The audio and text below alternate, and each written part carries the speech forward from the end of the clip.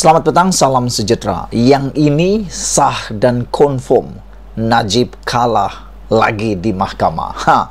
Apakah perjuangan Najib sudah berakhir? Hampir berakhir. 99% perjuangan Najib berakhir dengan keputusan ini. Apa ceritanya? Ikuti terus ulasan ini. Hari ini kita dikejutkan dengan keputusan mahkamah menolak rayuan Najib. Najib di dalam apa nak cakap ya? Kita nak cakap harapan terakhir Najib, kesempatan terakhir Najib, jalan terakhir Najib, pintu keluar Najib yang terakhir akhirnya hampir tertutup serapat-rapatnya. 95% pintu untuk Najib terlepas daripada hukuman penjara 12 tahun dan denda 210 juta oleh mahkamah, akhirnya hampir tertutup dan sah Najib akan masuk penjara. Apabila keputusan hari ini, Mahkamah Tinggi akhirnya menolak Peguam Diraja UK untuk mewakili Najib. Ini bukan lagi fitnah, ini bukan lagi cerita kosong, ini bukan lagi cerita kabar angin kah, tak benar kah, apakah, tapi inilah kebenarannya. Baru diumum beberapa menit yang lepas, Mahkamah Tinggi sah menolak Peguam Diraja UK untuk mewakili Najib. Ceritanya adalah apabila Mahkamah Tinggi hari ini menolak permohonan Queen's Counsel ataupun QC atau Peguam Diraja dari UK, yaitu Jonathan Laidlaw untuk mewakili Najib dalam rayuan akhir bagi kes penyelewengan dana RM42 juta SRC Internasional, akhirnya sekali lagi ditolak oleh Mahkamah Tinggi.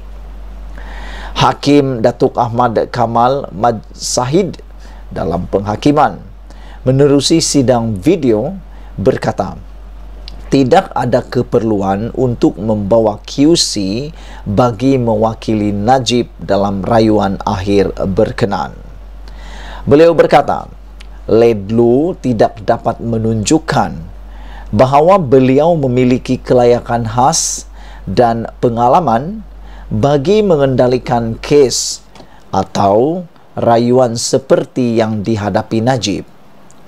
Peguam itu juga tidak dapat menunjukkan bahawa kelayakan dan pengalamannya tidak dimiliki oleh mana-mana peguam di negara ini bagi tujuan berkenan. Aku nak ulas tentang peguam itu tidak dapat menunjukkan bahawa kelayakan dan pengalamannya tidak dimiliki oleh mana-mana peguam di negara ini.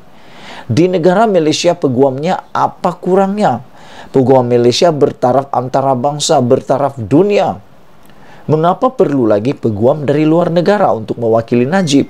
Walhal peguam itu, menurut laporan media, tidak boleh berbahasa Melayu dan beliau tidak mewakili Najib sejak awal lagi kes ini dimulakan. Bermaksud banyak perkara yang beliau tidak fahami yang akan lagi memudaratkan Najib sebenarnya. Silap sikit, itu akan jadi punca kekalahan kepada Najib kerana beliau tidak mengetahui susur galur sejarah kes dana SRC Internasional ini.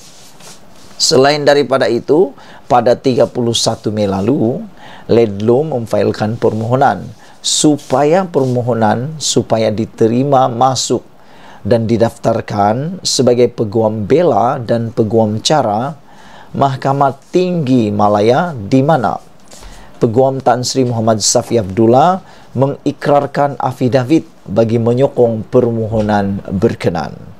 Secara tidak langsung pada pendapat saya, apabila Peguam Tan Sri Muhammad Safi Abdullah ini menjemput dan mahu Laidlaw yang mengendalikan Najib ini, secara tidak langsung atau secara tersirat, Safi mengiktiraf bahawa orang itu lebih baik daripada beliau.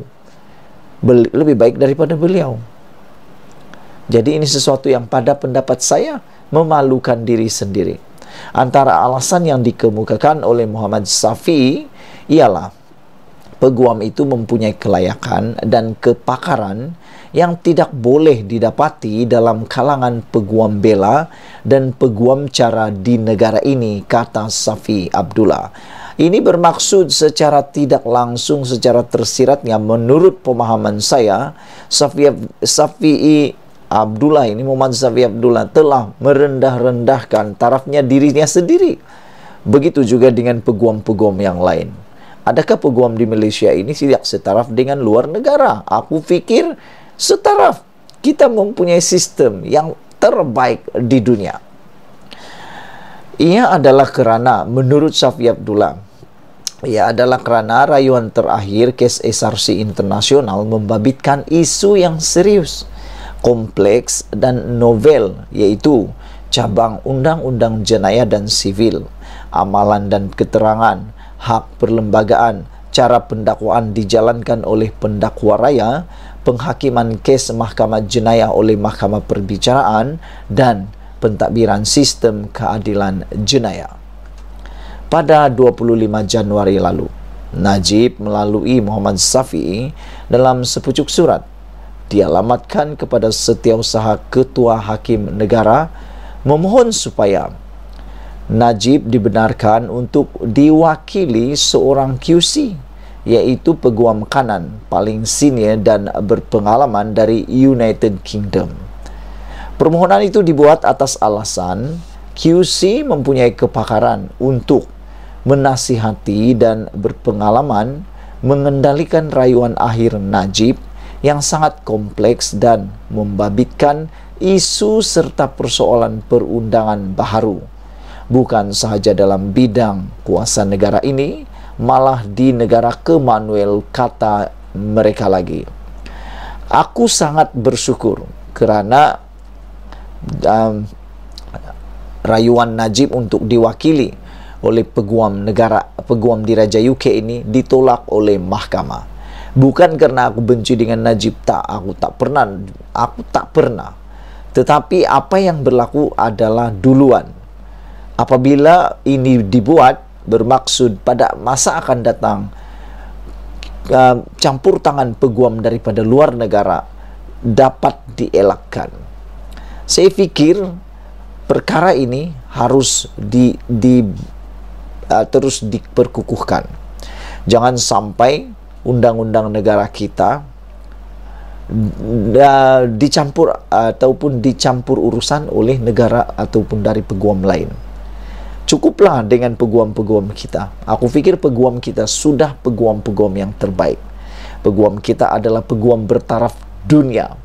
Tidak ada yang dapat menafikan itu. Itulah dia. Sebelum kita berpisah, jangan lupa tinggalkan komen Anda. Sila tekan butang subscribe dan kita jumpa lagi. Malaysia kita punya. Kita jaga sama-sama, cintai Malaysiaku. Bye-bye.